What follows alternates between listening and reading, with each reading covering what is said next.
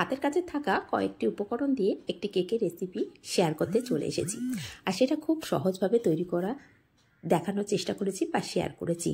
হাতের কাছে থাকা উপকরণ দিয়েই সবসময় কিন্তু সবাই বানাতে পারে না কেক, কিন্তু কয়েকটি উপকরণ দিয়ে খুব সহজে এত সুন্দর একটা কেক তৈরি করেছি। আর আপনারাও চাইলে একবার দেখা মাত্র কিন্তু রেডি করে নিতে পারবেন। তাহলে স্কিপ না করে সম্পূর্ণটা দেখার অনুরোধ রইল।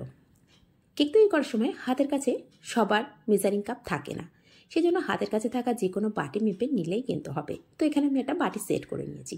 সেই বাটির এক বাটি ময়দা নিয়েছি আর একটা চায়ের চামচ নিয়েছি, একটু বড় সাইজের চামচটা। তো সেই চামচের এক চামচ দিয়ে দিলাম বেকিং পাউডার, আর সেই চামচের 4 ভাগের 1 ভাগ দিয়ে দেবো বেকিং সোডা। আর এখন এই চামচেরই 3 চামচ দুধ দিয়ে দেবো। এই পাউডার দুধটা দেওয়ার জন্য ভীষণ টেস্ট হয় কেকটা। হাতের কাছে না থাকলে নাও দিতে পারেন, কিন্তু দিলে টেস্ট পাবেন বেশি। আর সামান্য 1 চিমটির মতো লবণ দিয়েছি। তো এই সমস্ত শুকনো উপকরণগুলো ভালো করে একটু চেলে নিচ্ছি। আর চেলে নেওয়ার একটাই কারণ, সেটা হচ্ছে সমস্ত উপকরণগুলো না ভালো করে মিশে যায়, আলাদা করে মেশাতে হয় না। তো যে বাটি মেপে আমি ময়দা নিয়েছি, সেই বাটির মধ্যেই আমি হাফ বাটি চিনি নিয়েছিলাম, নিয়ে সেটাকে মিক্সি জারে দিয়ে একটু গুঁড়ো করে নিয়েছি। গুঁড়ো করে নিলে কী হবে, খুব সহজে মেল্ট হয়ে যাবে। তো এখন চিনিটাকে প্রথমে ঢেলে নিলাম, নিয়ে এখন সেই বাটির হাফ বাটির টক দই নিলাম। এখন একই চা চামচের 2 চামচ তেল দেবো। তেলের পরিমাণটা দেখুন খুব কম লাগছে।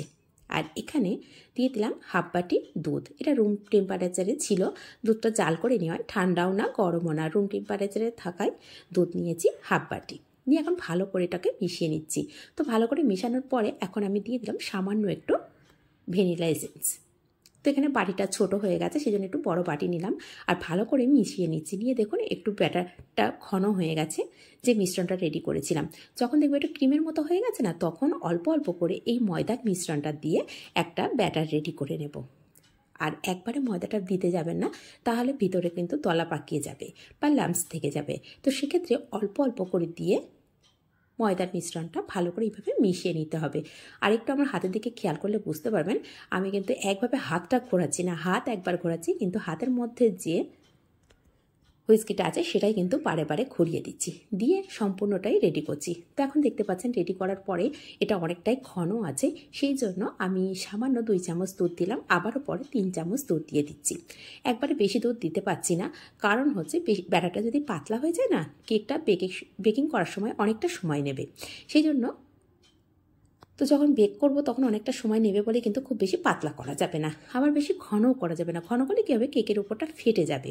সেই জন্য কতটা ঘন বা কতটা পাতলা করবেন সেটা কিন্তু একটু দেখে নিতে হবে। আমি ভালো করেই দেখিয়ে দিলাম, সেটা একটু ফলো করলেই বুঝতে পারবেন।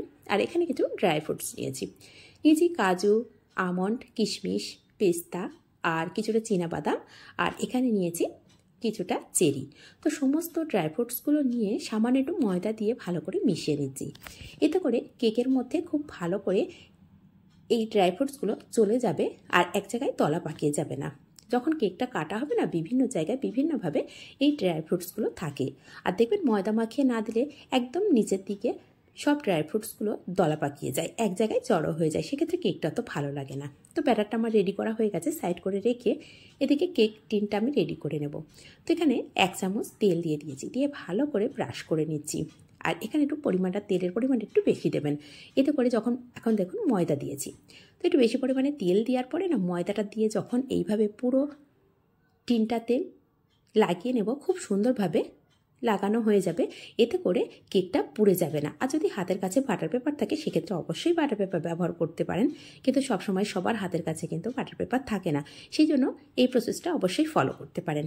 এখন সমস্ত ব্যাটারটা আমি কেক টিনের মধ্যে দিয়ে দিলাম, দিয়ে একটু ট্যাপ করে নিচ্ছি, এতে করে এর মধ্যে যদি কোনো বাবলস থাকে সেগুলো কিন্তু ফেটে যাবে। তো এখন এর উপর দিয়ে কিছুটা ড্রাই ফ্রুটস দিয়ে দিলাম, এতে করে দেখতে ভালো লাগবে। দেওয়ার পরে এদিকে যতক্ষণ আমি এই ব্যাটারটা দিয়ে কেক টিনটা রেডি করছিলাম, ততক্ষণ এদিকে গ্যাসের উপরে একটা কড়া বসিয়ে দিয়েছি, দিয়ে প্রিহিট হতে দিয়েছিলাম। এখন কিছুটা পেপার দিলাম, আর এই পেপারটা দেওয়ার জন্য না কেকের উপরের কালারটা খুব ভালো আসে। তো সময়টা একটু বেশি রাখতে হয়, তো আমি বেশি সময় রাখবো না। তো এখন আমি এটাকে 5 মিনিট মতন একটু মিডিয়াম ফ্লেমে রেখেছিলাম, আর প্রায় 40 থেকে 45 মিনিট একদম লো ফ্লেমে রেখে দিয়েছিলাম। দিয়ে এখন 45 মিনিট পরে, টোটাল আমি 45 মিনিট রেখেছিলাম। তারপরে ঢাকনাটা খুলে দেখছি, দেখুন একদম রেডি হয়ে গেছে। আর কেকের ওপরে দেখুন কালারটা কিন্তু হালকা আছে।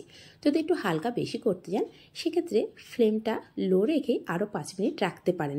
এই নিচের দিকে যে আমি খাদার কয়েকটা পেস্ট দিয়েছিলাম না, এইটা যতটা ভালো কালার হবে না, ঠিক এই কালারটাই ওপরে কেকের উপরে চলে আসে। কিন্তু আমি অতটা টাইম রাখলাম না, একটু তাড়াহুড়ো ছিল আমার, সেই জন্য রাখতে পারলাম না। কিন্তু উপরের দিকে কালারটা কিন্তু খুব সুন্দর আসে। চাইলে আপনারা আরও 5 মিনিট রাখতে পারেন। তো এখন কেকটা একটু ঠান্ডা করে নিয়েছি। ঠান্ডা করে নিয়ে এখন আপনাদের সামনে সার্ভ করে দেখাচ্ছি যে কতটা সফট হয়েছে আর কতটা সুন্দর হয়েছে। এই কেকটা কিন্তু খুব সহজভাবে বানানো যায়, সেটা দেখেই বুঝতে পারলেন। আর দেখুন কতটা সফট হয়েছে, আর কালারটা কিন্তু ভীষণ সুন্দর হয়েছে। আর সাইড দিয়েও দেখতে খুব সুন্দর লাগছে। আর ড্রাই ফ্রুটসগুলো দেখুন ওপরের দিকেই আছে। তো এখন কেটে দেখাচ্ছি। এখন দেখুন ড্রাই ফ্রুটসগুলো দেখেই বুঝতে পারছেন যে এক একটা কিন্তু এক এক জায়গায় আছে, এই কারণেই ময়দাটা ব্যবহার করেছিলাম। আর কতটা সফট হয়েছে সেটা কিন্তু হাত দিয়ে কেটে দেখিয়ে দিচ্ছি। আর কোথা থেকে দেখছেন কমেন্ট করতে একদমই ভুলবেন না। আর যদি এটা ফেসবুক থেকে দেখে থাকেন অবশ্যই পেজটিকে ফলো করে রাখবেন। আর যদি ইউটিউব থেকে দেখে থাকেন চ্যানেলটিকে সাবস্ক্রাইব করে পাশে থাকা বেল আইকনটি প্রেস করে রাখবেন। যখনই কোনো নিত্য নতুন রেসিপি আপলোড করব সবার আগে পৌঁছে যাবে আপনার কাছে। আর রেসিপিগুলো কেমন হচ্ছে কমেন্ট করতে একদমই ভুলবেন না। যদি একটু হলেও কোনো আপনাদের উপকারে আসে তাহলে প্লিজ চ্যানেলটিকে সাবস্ক্রাইব তো অবশ্যই করে দেবেন। আর নিজেদের মানুষের কাছে একটু শেয়ার করে দেবেন, যাতে করে তারা এই সহজ রেসিপি সহজভাবে দেখতে পায়। তো দেখুন কেকটা কিন্তু হাতে নিয়ে খুব ভালো করে দেখানোর চেষ্টা করছি, জানি না কতটা বুঝতে পারছেন। বিশ্বাস করুন ভীষণ টেস্ট হয়েছে। একবার হলো বাড়িতে এইভাবে বানিয়ে দেখতে পারেন, কত সহজভাবে এই কেকের রেসিপিটা কিন্তু বানানো গেছে। আর এখানে একটা কথা বলে দিই, আপনারা যদি হাতের কাছে ডিম না দিতে চান এই কেকের মধ্যে, আর টক দই যদি হাতের কাছে না থাকে সেক্ষেত্রে কিন্তু একটু দুধ আর এর মধ্যে